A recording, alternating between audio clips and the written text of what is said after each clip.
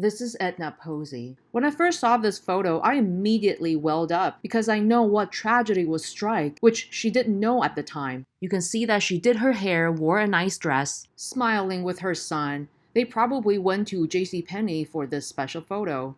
But completely contrary to this photo, the description of her last image on Earth would be decapitated, limbs removed, Jane Doe for almost a year. It's been 40 years, her murder is still unsolved. Forensic Files has an episode about this case, but it's all about how the prime suspect, Don Ruby, was exonerated. I still believe Don Ruby was involved. If you haven't, please watch my previous video about this case, then you'll understand this video better.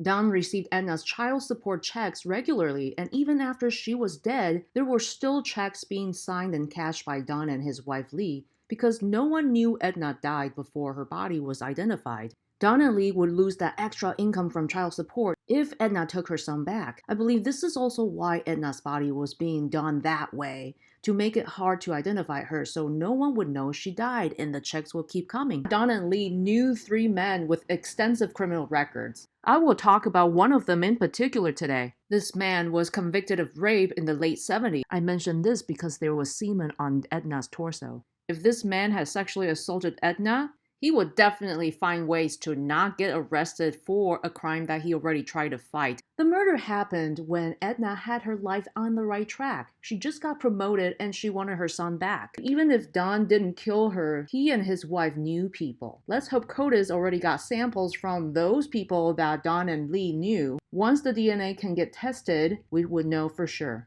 My opinion is based on my conversation with the victim's son and a man who knows Don Ruby and his wife Leigh Maser. He had lived with them and knew about their dealings.